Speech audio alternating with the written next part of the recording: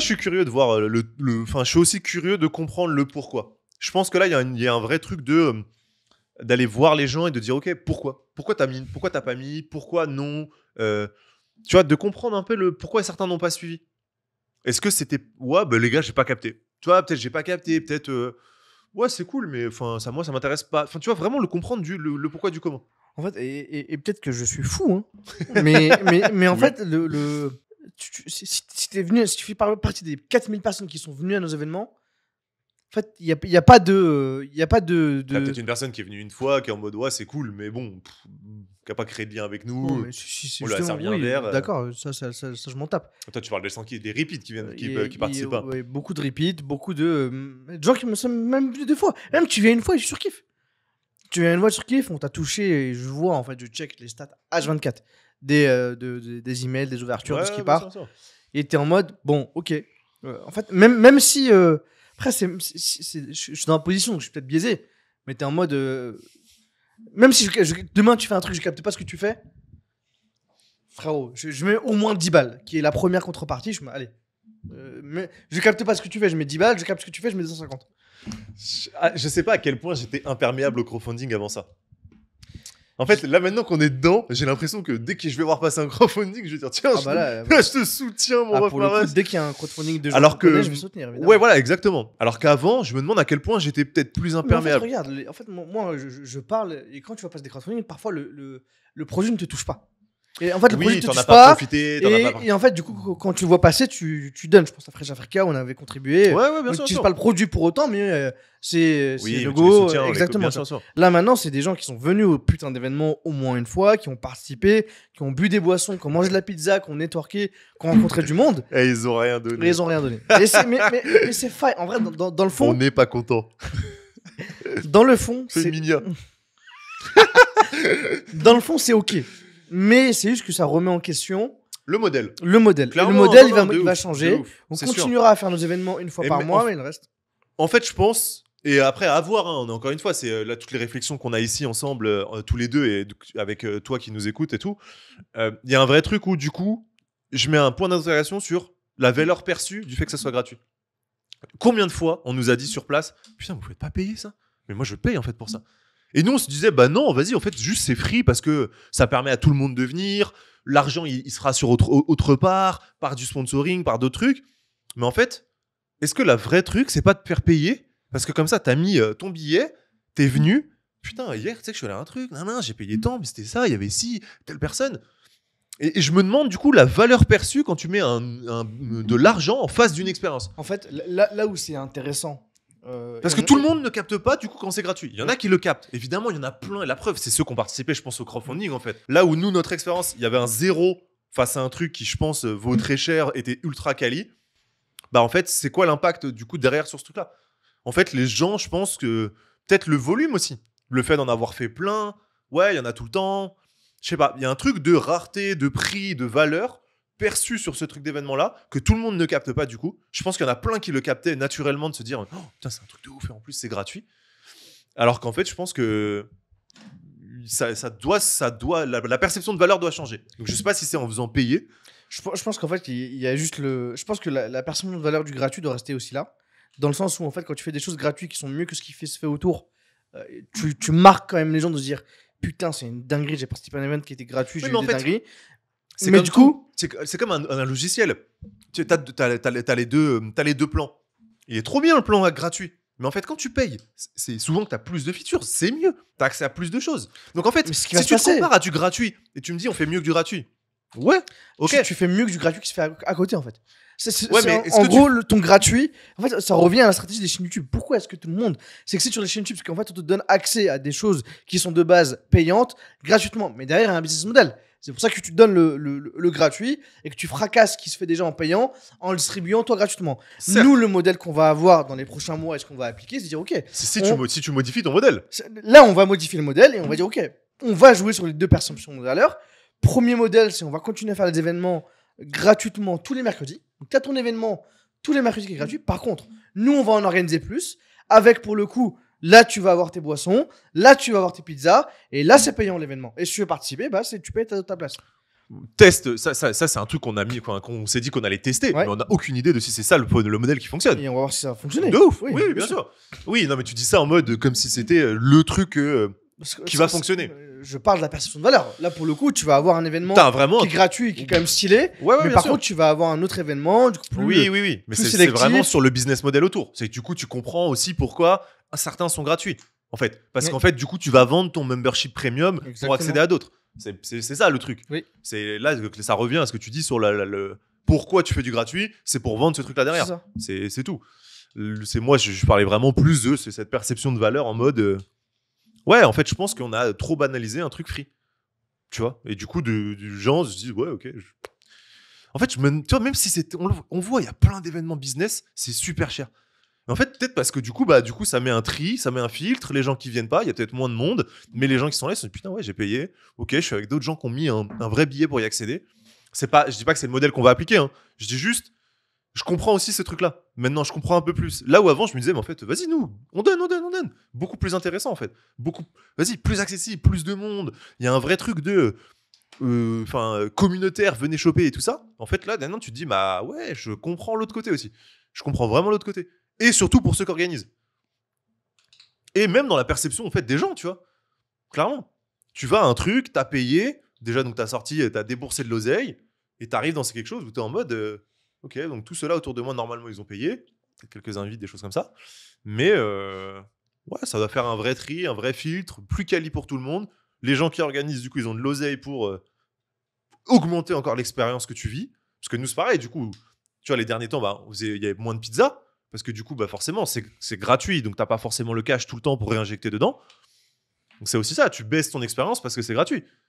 Nous, on se disait, on baisse l'expérience pour que ça soit accessible à plus de monde et que les gens viennent chercher la valeur.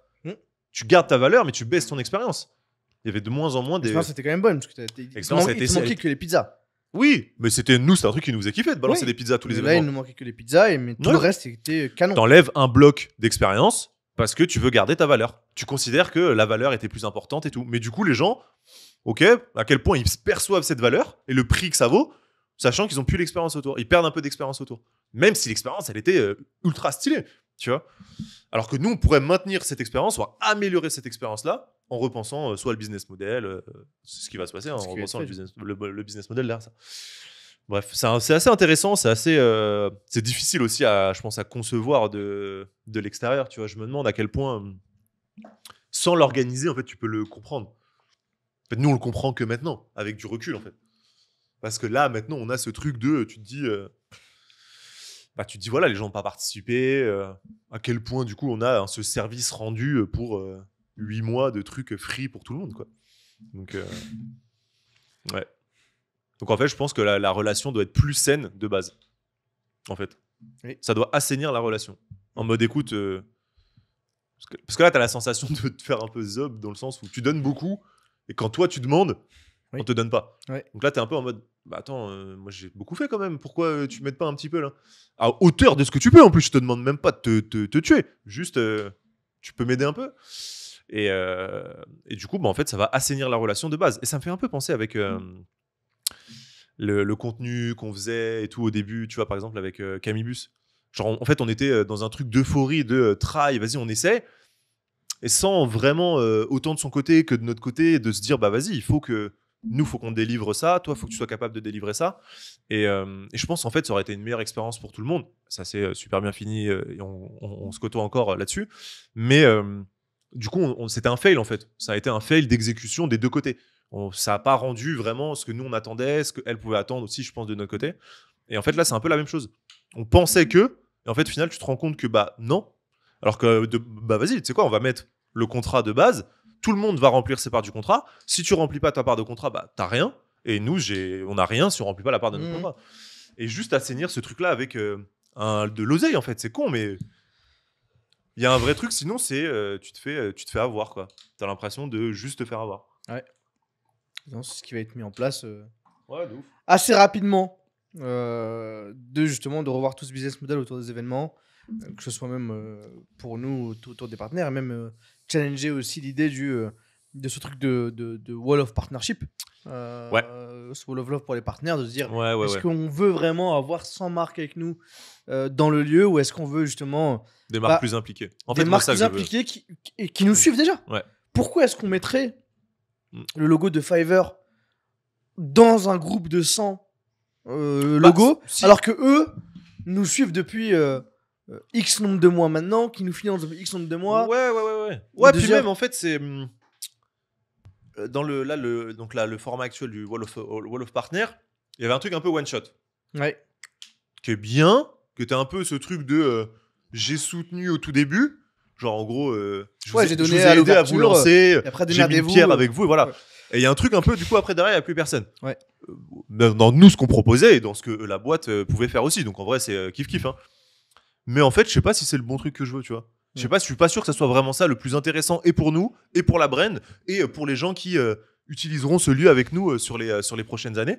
Donc là, on est un peu en train de challenger ça. Je pense qu'il y a un vrai intérêt à plutôt aller dans un truc de partenaire premium, je pense. Je sais pas si c'est le bon mot, ou partenaire exclusif, avec très peu de marques, mais du coup qui sont plus impliqués avec nous, donc forcément qui mettent plus d'oseille, plus de thunes et plus d'implication dans pas de la com, de la gestion, des choses comme ça, mais du coup qui ont beaucoup plus en retour, parce qu'en fait toi t'es dédié à beaucoup moins de marques, et du coup je pense qu'il y a aussi un meilleur impact pour elles, et tu construis un truc vraiment avec quelques partenaires plus solides, je pense, un truc plus solide avec moins de gens. Et moins un truc de one shot, ok, on a pris un peu de thunes, toi t'as donné un coup de force, nous on t'a donné un coup de force aussi sur un instant T, et après il n'y a plus personne, quoi. Donc un peu ce qu'on faisait en fait de base avec le modèle vrai de vrai, le sponsoring, hein, c'est un truc de dire on a fait quand même très peu de partenariats one shot. On en a fait quelques-uns, parce que c'était des opportunités, les boîtes étaient cool. Ou même parce que des fois les boîtes voulaient pas faire plus de. Bien sûr. C'est surtout ça, c'est de dire ok, nous, oui, mais nous on aurait pu dire non. Tu vois, nous on aurait pu dire bah non, tu veux pas recurring, ou tu veux pas truc. Tu refuses pas du cash pour ton contenu alors que t'as pas 50 000 marques qui se battent à ta porte, quoi. Ouais, exactement. Et puis la boîte, enfin le produit valait le coup, donc tu te dis bon, ok, c'est qu'un one shot, ça passe, je le fais pas tout le temps, ça me va, ok. Mais en vrai, de base, nous, c'est ce qu'on avait fait avec Shine, c'est ce qu'on fait avec Fiverr, ce qu'on fait avec Ahrefs, c'est des trucs de long terme. Ouais, exactement. On peut bosser un truc plus long terme ensemble. Mais c'est ces marques qui méritent d'être avec nous justement dans celui-là. Ouais, exactement.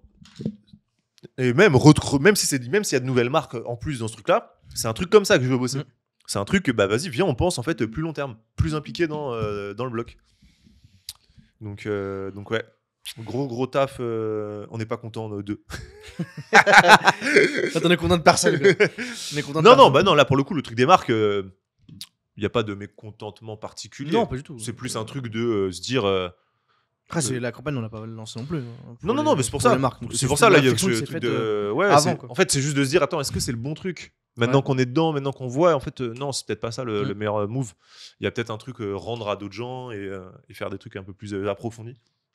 Donc, c'est plutôt un truc qu'on va tester là-dessus. Et voilà, hein. Ouais. En vrai, gros challenge ce lieu. Oh, c'est un truc de ouf. Cette campagne, ce lieu et tout. En vrai de vrai, c'est un gros challenge. Hein. Quand on disait c'est notre plus gros challenge, c'était pas des lol. Hein. Bah non. C'était pas des lol. Hein. Parce que là, 800 mètres carrés, aller chercher dans Paris 20e, construire the lieu de l'entrepreneuriat en Europe, parce que c'est toujours l'ambition de ce truc-là, c'est fat. Il y a des gros enjeux. Surtout économiquement parlant, parce qu'en fait sinon ça se fait pas tout simplement, ou c'est pas viable et du coup, ça se casse si la on gueule. n'a pas les sous, c'est clair que ça se fait pas. Ouais, de ouf. Et surtout qu'en fait si on n'a pas de vision, en fait là ce qui était cool, et c'est pour ça que j'ai dit dans l'épisode, s'il y a une personne qui met pas, et je m'en fous, ça peut être Guillaume, parce qu'il a tellement aidé et soutenu sur ce lieu, et donné et contribué voilà, sur pas mal de choses, qu'en fait là avec ce nouveau lieu là on est vraiment, il y a des réalités financières qui apparaissent instantes. Bah, totalement. Donc, tu as le loyer à 30 000 balles, les travaux, tout ce qu'il y a. Maintenant, en fait, si économiquement, il n'y a pas de vision, et en fait, je pense que c'est aussi ça où il y a eu une partie un peu de déception. Parce qu'en fait, là, tu étais sur une partie où tu pouvais te permettre de donner beaucoup, etc. Parce que tu avais justement ce truc de dire, en fait, on est en coloc avec l'Empire, eux ils prennent quand même une grosse partie des charges qu'il y a sur ce lieu, et nous on pouvait justement grâce à eux pour donner justement beaucoup de tri. Là-bas c'est fini en fait, il y a pas de je t'aime bien et vas-y tranquille, il y a des réalités financières derrière. C'est pour ma gueule d'abord de de pas couler cette boîte Mm. et de faire en sorte que ça fonctionne Ouais, clairement. avant de te dire vas-y je le fais pour toi. Là c'est Ouais. vraiment frérot, il y a 30 000 balles à payer à la fin du mois, il y a presque je sais pas 10 000 balles, 15 000 balles de potentiellement de salaire à lâcher, de frais, etc. Si je suis pas sûr de rentrer le 50 000 balles, t'as pas d'événement. Il y a pas de, Ah y a bah, pas à ça polémiquer, se il fera y a pas, pas en à fait. chercher. Exactement. Ça se fera pas, mais clairement. Non, mais de ouf. C'est pour ça que tout doit être repensé autour de ça. Hein. C'est vrai que là, on était dans un contexte favorable à faire des trucs un peu à perte, et justement, qui était un invest de se dire, bah, le jour où on serait plus là, parce Exactement. qu'on savait que ce serait temporaire. Hein. Guillaume nous l'avait pas caché. C'était le deal qu'on avait signé un peu de base avec eux. C'était de se dire, bah, vas-y, ok, là, profitez-en. C'est pas cher, c'est central. Ça permet de faire pas mal de trucs très stylés. Ce qu'on a fait. Oui. Et maintenant, bah, il faut qu'on passe à l'étape d'après, de se dire, bon, bah, c'est maintenant, il nous faut notre propre local pour, en plus, encore faire mieux. Ouais. Encore faire mieux, encore faire plus. Et voilà. Et donc, mais du coup, par contre, à des frais beaucoup, beaucoup plus élevés, comme tu l'as dit. Donc, non, évidemment, tout ça, c'est corrélé au fait de, il faut faire du cash, sinon, en fait, ça se fera pas, tout simplement. Mais c'est ça. On fera d'autres trucs. Hein. Enfin, genre, ce sera juste pas de l'événementiel tout de suite, pas de l'événementiel comme ça. Ouais. Et point barre. Hein. Il n'y a pas de mystère. Hein. Ça sera juste pas réalisable. Et ça, c'est le fait d'avoir son lieu. Ça, c'est le fait d'avoir son propre lieu. Parce que Ouais. bon, c'est bien beau de vouloir un lieu et tout, mais du coup, ça te coûte de l'oseille fort. Ça coûte de l'oseille. Un Et gros loyer, gros dépôt de garantie, même toute l'install là-bas. ouais, non, mais Soit le travaux. matos, travaux évidemment, mais même tout le matos, la prod et tout. Mm. Tout ça, c'est des cailles qu'il faut allonger. Hein. Donc, Bah, d'où le crowdfunding. d'où le crowdfunding. Ouais, de ouf. De ouf. Clairement. Non, mais c'est pour ça, c'est intéressant. En fait, avec du recul, ce qui est un peu dommage, c'est que tout ça, c'est condensé dans un temps trop court. La Bah, y campagne, avait pas le la choix. réflexion. C'est voilà, hein, C'est- tu regardes le rétro, hein, clairement là, c'est pas de la vision, c'est pas de la vision future. C'est tu vois, tu te dis, mais c'est un bon apprentissage aussi pour nous, tu vois. C'est un moment. En fait, je pense que sur l'exécution qu'on a eue, c'était la. Avec tout ce qu'on a, l'instant T, c'est la meilleure exécution qu'on ait pu ah bah là, avoir. c'est full pour dire évolution. ça. Parce qu'en fait, on a compris qu'il fallait changer de lieu assez rapidement. Ouais. On a lancé une campagne de crowdfunding en va-vite, tu vois, Ouais, en mode bien vraiment sûr, très bien sûr. rapide. On a eu les designs le samedi soir pour lancer la campagne le lundi. Tout est allé très vite. On a récolté 15 000 balles. C'est un montant. 15 000 balles en 2 semaines. En une semaine, mais parce que sur la semaine dernière, il n'y a rien qui est rentré. Donc ça a été des choses qui ont été assez fast. Sur l'exécution, ça a été pas mal. Mais du coup, quand tu es dans cette exécution, bah, en fait, ça te permet de ressortir des 8 derniers mois où tu étais plongé sur les événements, le free est donné. Du coup, tu lèves un peu la tête et tu es en mode Bon, c'est pas ouf. moi, j'ai donné tout ça Ouais, et pour ça. ouais, de ouf. Fine, pas de problème. Ouais, bah c'est là où en fait tu remets l'hypothèse, tu te dis attends, mais parce que là, enfin, bon, il faut aller à 5, disons qu'il y a le 50, tu vois, mais c'est là où tu remets en doute le truc de si toute cette exécution-là qu'on a mis dans le crowdfunding, parce que c'est énormément de temps, hein. Franchement, c'est une réflexion de fou, c'est beaucoup de time tout de suite, et beaucoup de taf tout de suite. Tu te dis, si tu l'avais exécuté dans autre chose, en vrai, je suis pas sûr qu'on aurait besoin du crowdfunding, tu vois. Non. Mais par contre, c'est bien, ça nous fait comprendre que le modèle, il est pas viable. Oui. Donc ouais, à voir pour la suite. Hâte de voir tout ça. C'est énormément d'apprentissage en très peu de temps. Ça, par contre, ça, c'est cool. Mais c'est vrai que du coup, bah, tu dis, putain, si j'avais eu 2 semaines de plus, tant de trucs en plus. Et par contre, ouais, du coup, ça te donne des vraies clés d'apprentissage sur un crowdfunding. Genre, franchement, je serais chaud, tu vois, c'est des trucs en mode talk et tout après. Tu vas faire ta formation. Voilà, on a dit business model ou pas, bordel? 87 euros. En vrai, et tu vois, je voyais, alors j'ai plus le nom, je suis dégoûté, je l'ai vu passer hier ou avant-hier. Hier, je crois, sur LinkedIn. Donc, c'est une fille qui parlait, qui a lancé la marque de kombucha Coco. Et elle parlait du fait qu'elle voulait lancer un produit digital, formation ou accompagnement. Je crois que c'est une formation de comment lancer un produit, un truc alimentaire. Tu vois, moi, à l'époque, quand j'ai lancé mon propre produit LT, mais j'aurais kiffé avoir un truc comme ça. Mec, mais pour trouver des infos, genre en mode sur les fournisseurs, c'est quoi, qu'est-ce que tu dois mettre sur une étiquette, où est-ce que tu vends, bref, les 1000 questions que tu peux te poser quand demain, si je te dis tu dois lancer une canette de un produit alimentaire qui doit être distribué je ne sais où. Et en vrai, avec le crowdfunding, c'est la même chose. Si demain, tu avais proposé un truc où tu as une centralisation des éléments avec full value, des gens qui l'ont vécu, bah en fait, ouais, je prends en fait, tout simplement. Si ça me permet de gagner du temps, d'apprendre des trucs, de me poser les bonnes questions, putain, let's go. Mais du coup, tu te dis, ouais, il manque peut-être des contenus comme ça. Nous, on n'a pas eu le temps aussi de diguer énormément. C'est la complexité. Mais ouais, en fait, ce repartage d'informations que tu as appris, bien sûr que je vais le faire. Quelle question, frérot. Quelle question. Tu crois qu'on se saigne le cul, là, à tester 1000 choses, à apprendre, à être aigri dans 2 épisodes pour que derrière, là, on est vraiment parisien aujourd'hui, là. Tu repartages pas. Non, t'es ouf. Il y a trop de trucs. On aura appris trop de trucs en 3 mois pour pas le repartager. Ouais. Donc voilà. Est-ce qu'il reste un petit sujet à traiter pour ce deuxième bloc? De quoi on a... Le sujet à traiter... C'est quoi la suite, là? Du coup, il y a quoi qui arrive pour les 2 dernières semaines? Parce que là, on a beaucoup râlé sur les 2 précédentes. Je suis chaud de parler un peu de ce qui arrive pour les 2 prochaines. En vrai, on en a parlé la semaine dernière, mais en vrai, on a parlé de la stratégie qu'on va mettre en place pour la semaine dernière. En tout cas, on va aller chercher justement avec les communautés, qu'on puisse créer des choses en fait en commun sur le crowdfunding. Là, pareil, il y a juste le docu qui va arriver, qui va continuer à documenter le truc quand même, mine de rien. Là, on bosse sur la brand, donc ça, c'est ultra excitant, c'est ultra stylé. Avec les gars de Digidop pour le website, ils ont commencé, donc ça, c'est cool, on est impliqués donc, sur tout ça. Et là, ce qu'on est en train de penser, c'est justement, maintenant qu'on met, enfin, il y a la partie événement, mais ce qu'il ne faut pas oublier, c'est la partie création de contenu. En fait, là, en dehors du crowdfunding, ce qu'il faut aller faire, donc il faut repinguer les gens pour du vrai de vrai, réfléchir à des concepts de vidéos pour la chaîne de Mo et Flo, potentiellement s'intéresser aux différents contenus qu'on va pouvoir proposer en annexe, vu que maintenant, et ça va être fait avec le branding, on est vraiment un groupe média de pas mal de chaînes YouTube, donc commencer à réfléchir sur quelle chaîne YouTube on peut lancer, qu'on peut monétiser first maintenant, tout de suite, dès le début. Donc en fait, tu as tous ces challenges-là qui sont sur le côté.